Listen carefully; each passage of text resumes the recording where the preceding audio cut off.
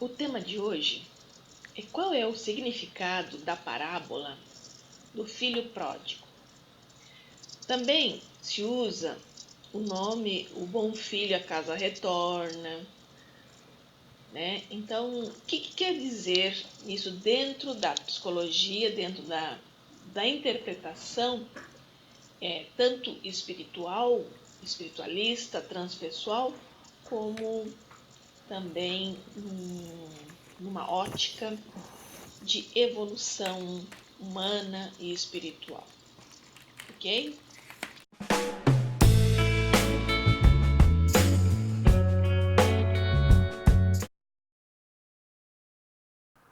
Primeiro, é importante a gente explicar o que é uma parábola. Então, a Bíblia, por exemplo, ela está repleta de parábolas. E o que são parábolas? É uma história, uma narrativa que tenta explicar algo que é bem complexo. Então, se faz um exemplo, né? Se narra uma história, dando essa história como um exemplo para poder explicar algo que é complexo, algo que é subjetivo.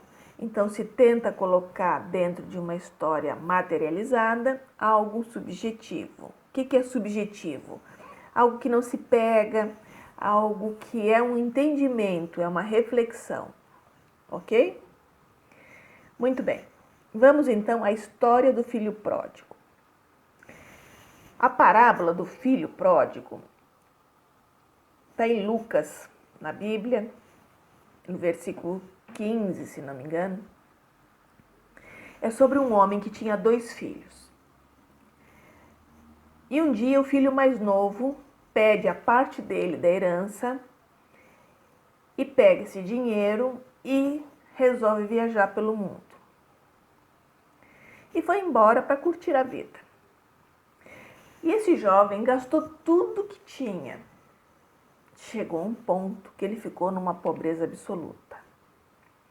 E o único emprego que ele encontrou na cidade onde ele estava vivendo era cuidar dos porcos. Lembrem, parábola. O que significa os porcos, né? Por que ele arrumou o emprego de cuidar dos porcos? Porque para os judeus, naquela época, os porcos era algo impuro. Significava trabalhar com a impureza, lidar com as impurezas. E ele chegou ao ponto na história que ele estava com tanta fome, sem recursos nenhum, que ele pensou até em comer a comida dos porcos. Então, dentro da linguagem, dentro da estrutura judia daquela época, seria o fim de linha. Diria-se que ele estava se vendendo para algo de mais baixo dentro da cultura e da crença dos judeus, que era se alimentar não dos porcos, mas sim da comida que os porcos comiam. Isso seria, sim, dentro do espiritismo umbral, seria o fundo do poço.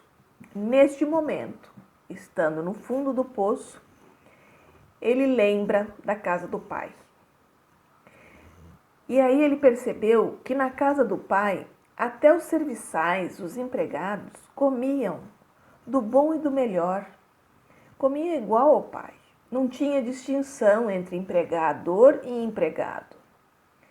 E neste momento ele resolve voltar à casa do pai com a intenção de pedir um emprego, ser um serviçal. Porque ele sendo serviçal, ele ainda estaria numa situação muito melhor do que ele se encontrava nesse momento. Quando ele retorna e o pai percebe que ele está voltando para casa, o recebe de braços abertos com muita alegria. E ele tenta colocar para o pai que ele queria um emprego, que ele queria voltar numa situação de empregado, e o pai cala. Não deixa ele terminar a frase. Ele diz assim: estou feliz que você está aqui. E porque você voltou, vou fazer uma grande festa. E pede para os seus empregados arrumar a melhor túnica, a melhor vestimenta, tratá-lo como um rei. E nesse retorno, ele percebe que ele retorna como filho do pai e o pai não cobra nada, o pai festeja a volta dele e é uma grande alegria. O que se vê nesse reencontro é não ter julgamento, não tem preconceito, não tem inveja, não tem nada. Existe uma passagem que o irmão mais velho ficou aborrecido com o pai porque ele, que ficou o tempo inteiro junto com o pai, não recebia uma festa e nem um cordeiro era morto para ser comido numa festança. E o pai disse para esse filho mais velho: tudo que existe nessa casa já é seu, sempre será. Agora o seu irmão não, o seu irmão retornou. E como ele retornou à vida, é essa vida que nós estamos festejando. Então, o que eu quero dizer com isso? Essa é a parábola. Agora nós vamos refletir sobre o que essa parábola, o que essa história está realmente querendo nos dizer dentro de uma visão religiosa e dentro de uma visão transpessoal. Qual a diferença das duas versões de como que a gente enxerga isso? Na versão religiosa, nós podemos interpretar que o retorno do filho para a casa do pai é o retorno da nossa consciência quando ele se dá conta de todas as riquezas que tinha na casa do pai, é quando nós nos questionamos daquilo que a gente perdeu na vida. Então, naquele momento que ele se dá conta que existe um recurso na casa do pai, que ele pode se alimentar, se abrigar como um empregado. Mas essa memória de voltar à casa do pai é como se nós reconhecêssemos a nossa bagagem, a nossa herança primordial de filho de quem somos, e lá nessa herança primordial nós temos todos os recursos do quais nós precisamos. Nós reconhecemos essa herança e esse retorno é abrir mão da materialidade, abrir mão da vaidade, abrir mão do ego e retornar à sua essência, que a nossa essência é a casa do Pai.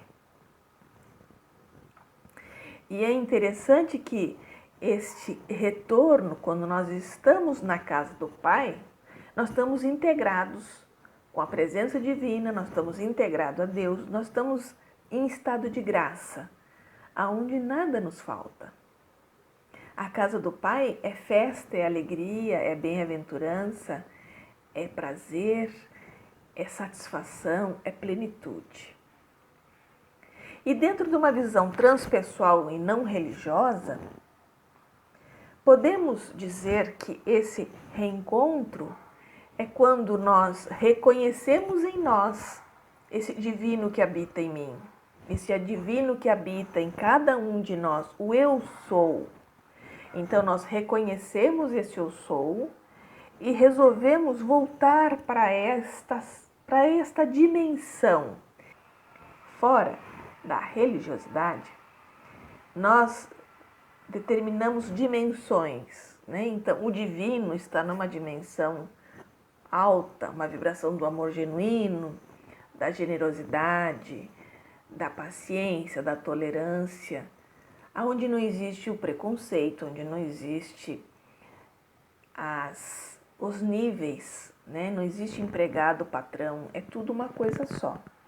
Então, quando nós reconhecemos isso e vibramos dentro dessa frequência de unicidade com o Uno, com Deus, neste momento nós reconhecemos que todos nós somos um só, nós e Deus somos um só, e esse retorno é quando a gente deixa a vaidade, o ego, a materialidade ser mais importante e determinar aquilo que nós somos.